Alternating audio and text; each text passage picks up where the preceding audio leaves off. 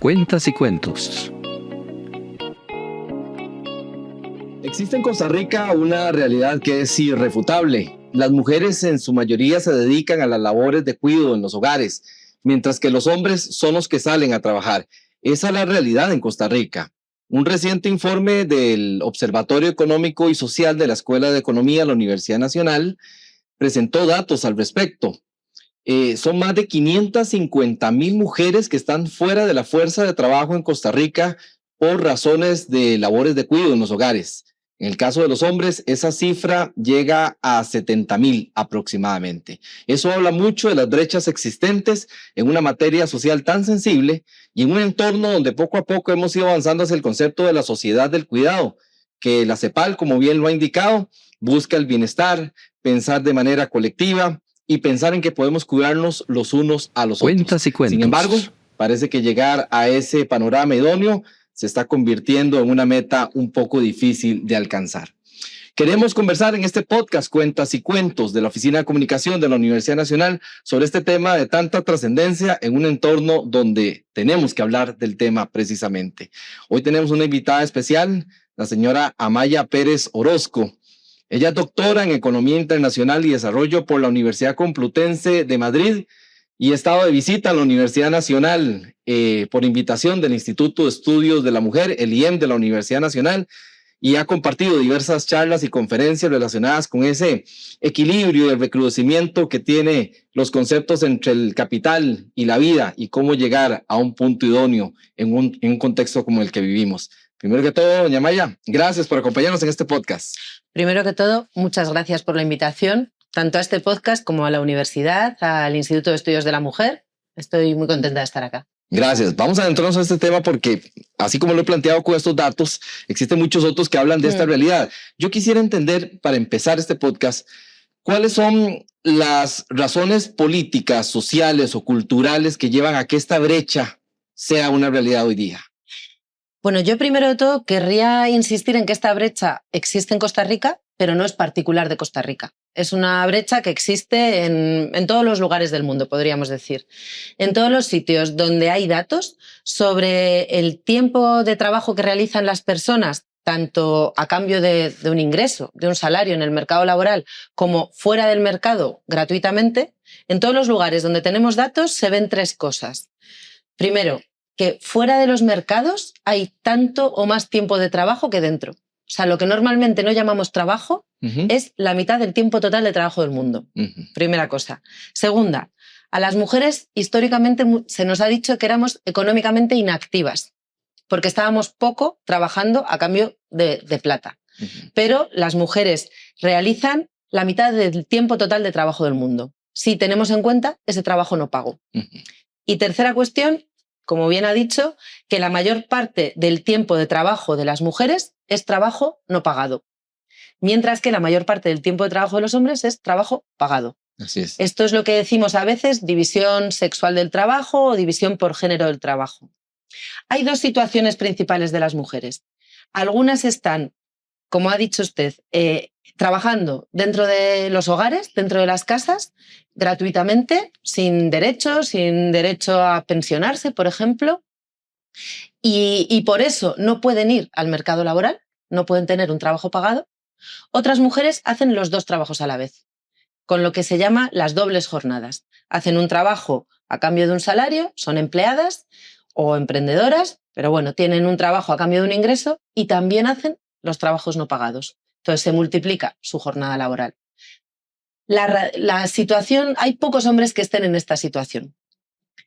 Y las razones hay que buscarlas históricamente. Es toda una construcción de desigualdad en la forma de estar en el mundo, donde, digamos, las mujeres son las encargadas de ese trabajo de cuidado o de cuidados y los hombres se supone que son los encargados del trabajo fuera del hogar.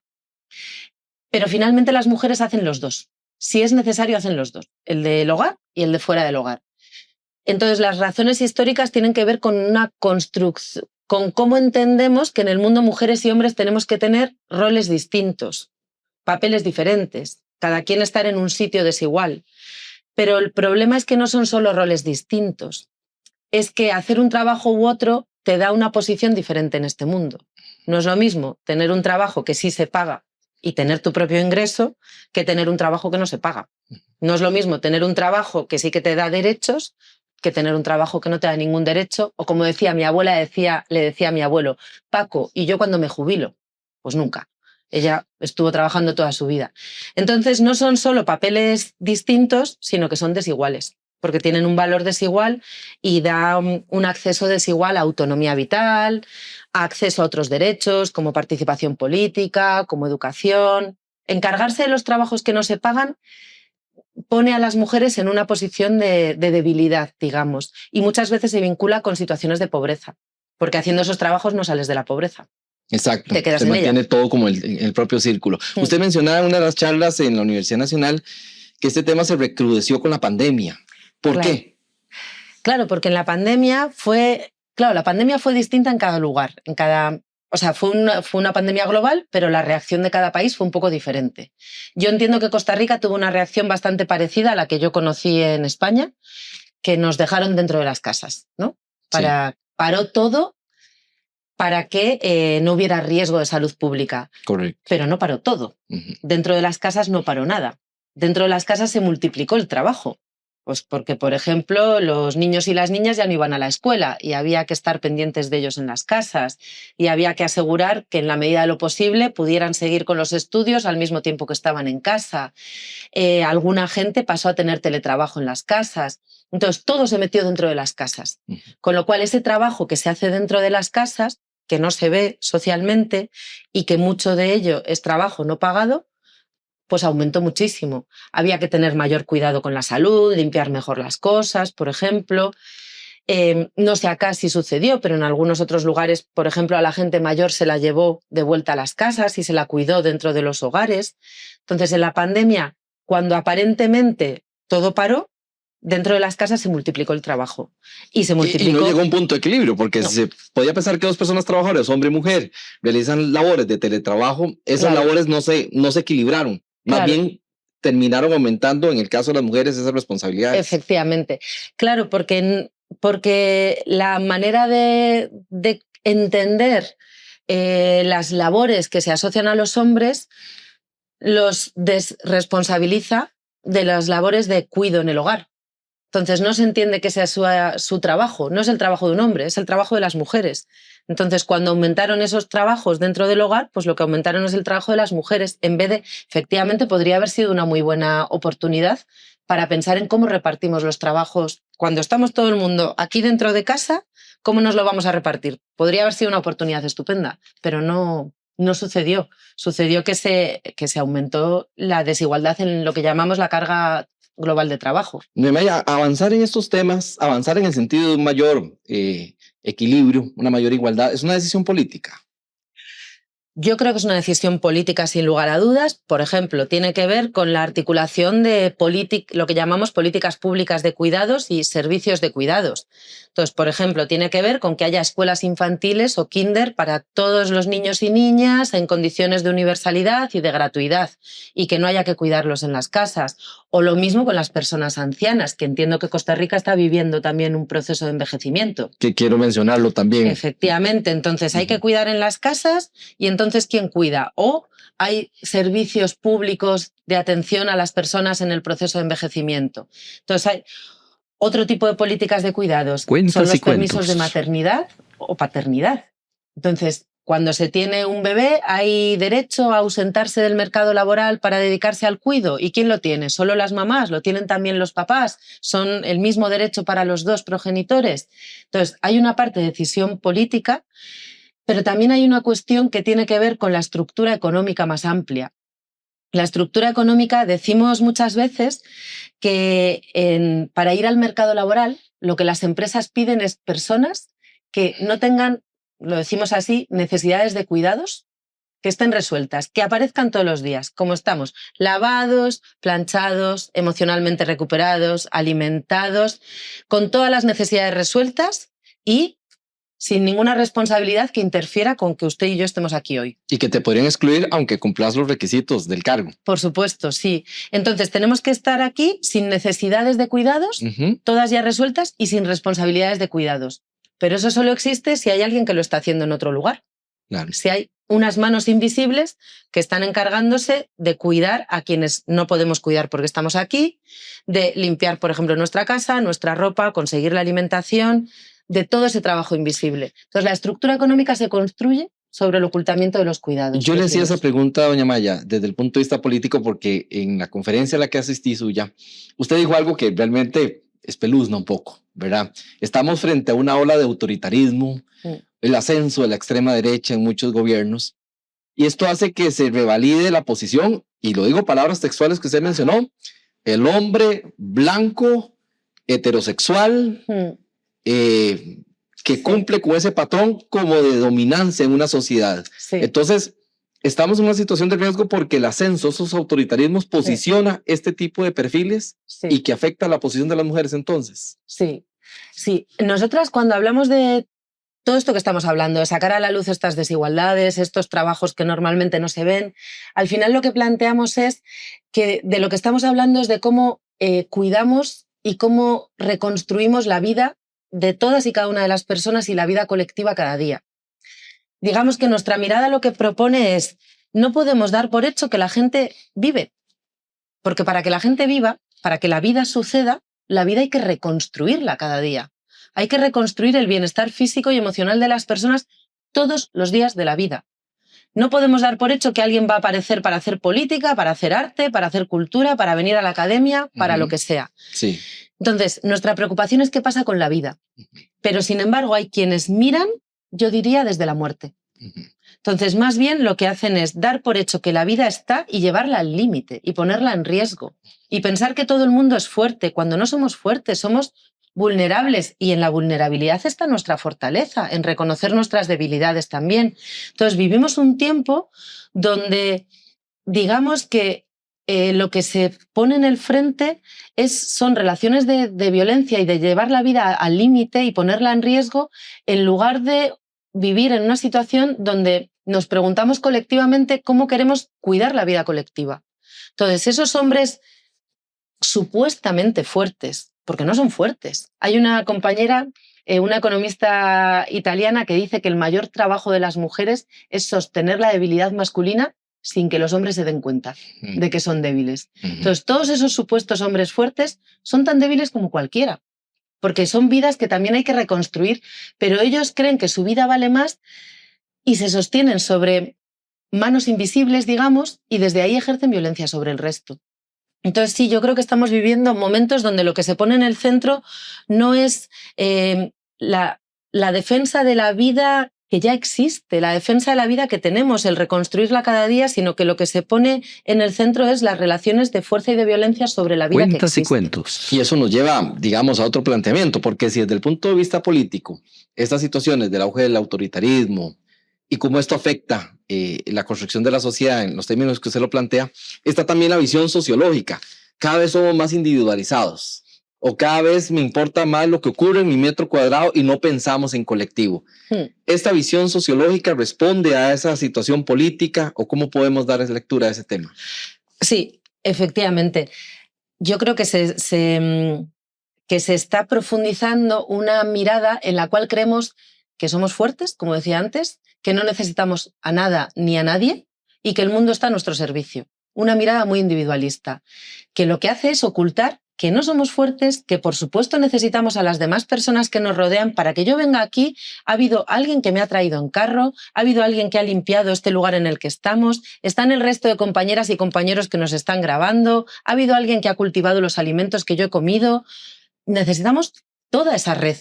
Sin esa red no vivimos, pero la negamos constantemente. Y creemos que... ¿Qué es la red de cuidados? Esa red de cuidados, esa red de sostenimiento de la vida, efectivamente.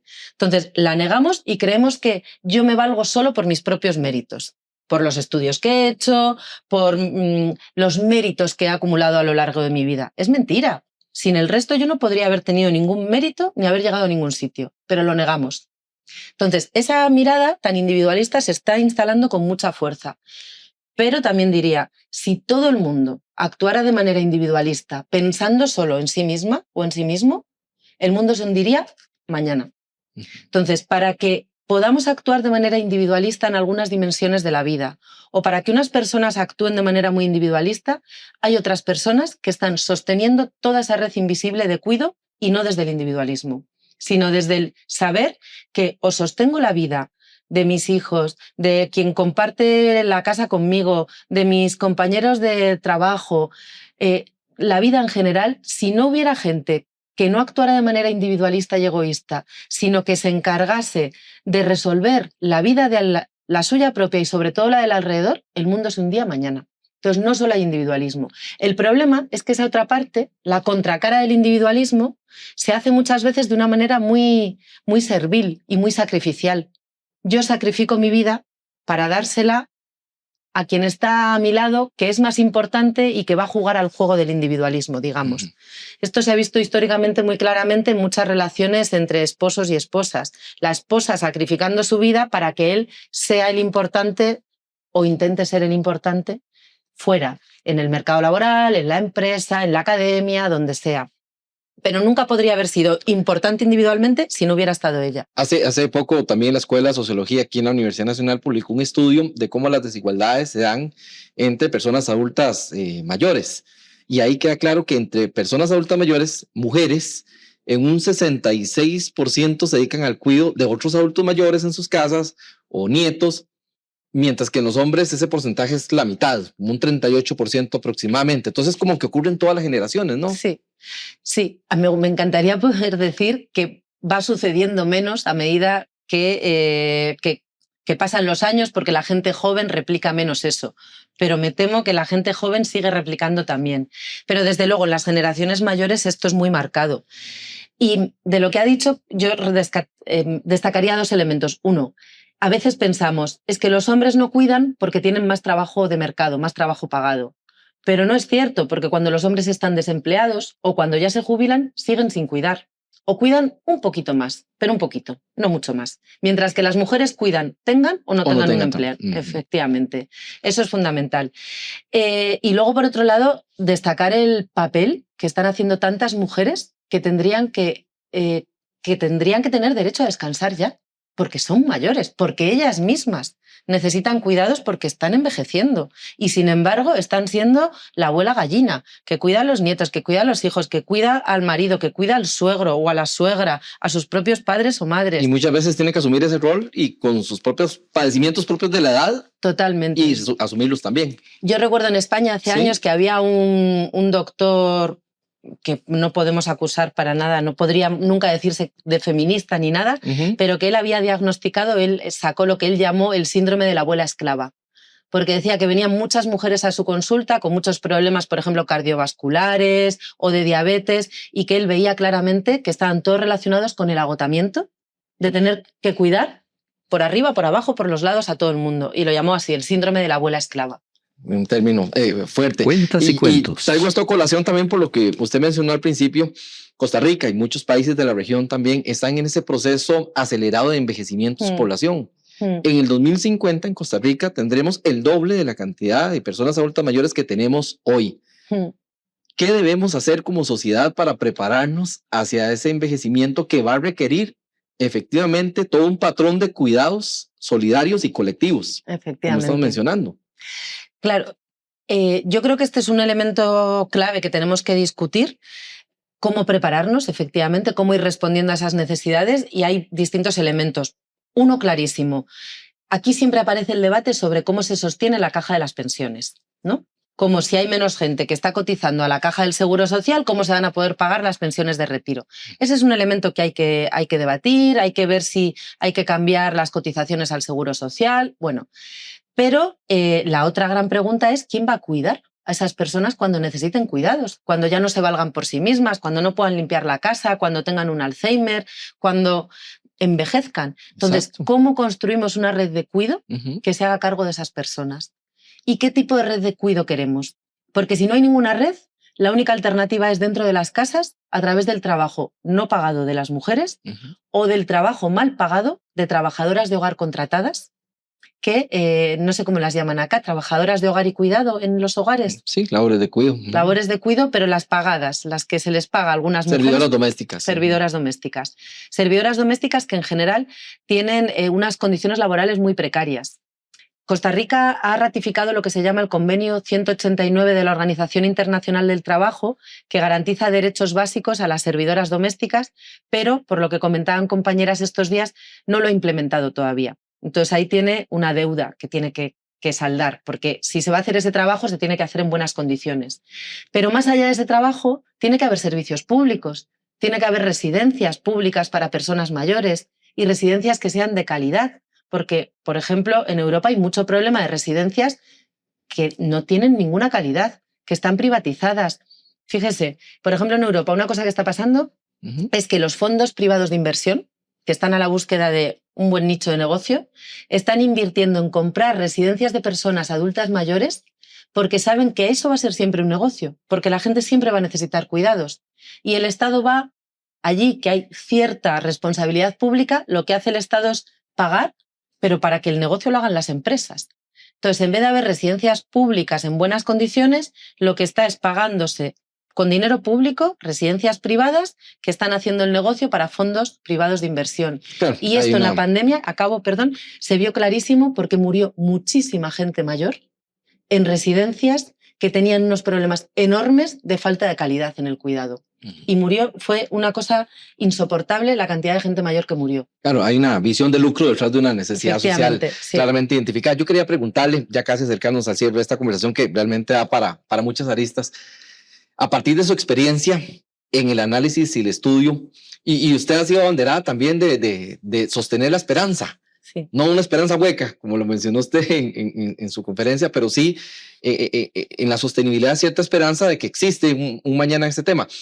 ¿Ha visto alguna buena práctica, algún país o alguna región que esté tomando medidas acertadas que puedan de repente ser replicadas por otros países y que nos conduzcan a este objetivo común?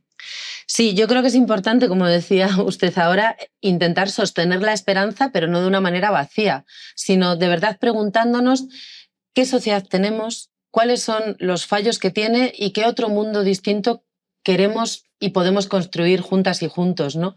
Entonces, desde ahí identificamos algunos problemas estructurales y un problema fundamental es el que estamos hablando, que es que tenemos un mundo donde reconstruir la vida cada día, reconstruir el bienestar físico y emocional, porque hay grandes problemas de salud mental y de malestar emocional también. Totalmente. Reconstruir ese bienestar cada día no es una responsabilidad pública y colectiva, es una responsabilidad de las mujeres metidas dentro de las casas. Eso es un problema enorme. Entonces, dentro de la cantidad de cosas que se pueden hacer para intentar sostener la esperanza, yo creo que está el construir redes más colectivas para ese sostenimiento día a día de la vida, tanto de comunidad Cuentas y cuentos. como a nivel de responsabilidad pública. Y ahí sí hay ejemplos de distintos tipos de políticas y de servicios que existen en distintos países, pues desde una red que estábamos diciendo de residencias públicas y de calidad para el proceso de envejecimiento, servicios de ayuda a domicilio,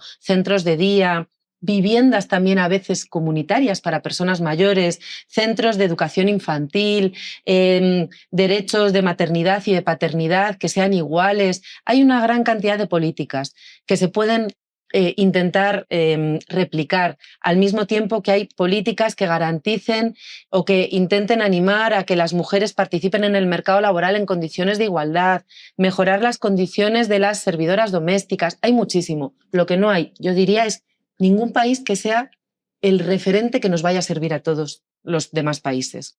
Cada país tiene que encontrar su propio papel, su propia forma de salir adelante. Por ejemplo, antes hablábamos del envejecimiento, creo que otro elemento es, si la población envejece, ¿cómo podemos poner tantos problemas a la migración? Cuando está llegando gente joven en general, la gente migrante, que rejuvenece también la población, ¿por qué ponemos esos? O sea, por una cuestión de derechos humanos, a la gente migrante hay que tratarle con derechos, pero es que incluso desde una cuestión de sostenimiento de nuestras sociedades. Entonces, hay muchas cosas que se pueden hacer, pero ningún país nos va a dar la receta. Ningún país ha llegado a la situación perfecta, yo diría, pero sobre todo cada país tiene que encontrar su propia receta. Por ejemplo, de Costa Rica yo creo que un elemento muy favorable es que un elemento que está en disputa en otros sitios, que es, decimos, queremos gastar en cuidar y no en matar, y queremos reducir o quitar el gasto militar para poder financiar otro tipo de servicios de sanidad, de salud, de cuidado,